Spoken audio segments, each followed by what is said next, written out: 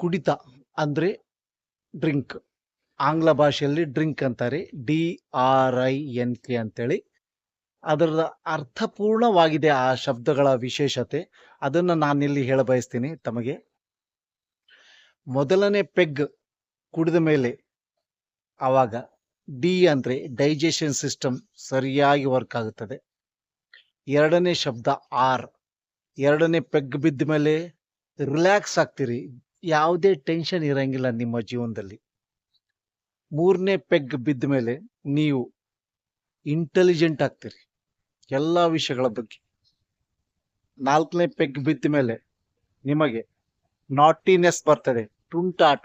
ಅದೆಲ್ಲರೂ ಇದ್ದಿದ್ದೇ, ಇರಲೇಬೇಕಾದಂಥದ್ದು. ವಯಸ್ಸು ಕಡಿಮೆ ಆಗ್ತದ. ಐದನೇ ಪೆಗ್ ಬಿದ್ದ ಮೇಲೆ ನಿಮಗೆ ನೀವು ಈ ಇಡೀ ಜಗತ್ತಿಗೆ ರಾಜರು, ಕಿಂಗ್ ಆಗಿರ್ತೀರಿ.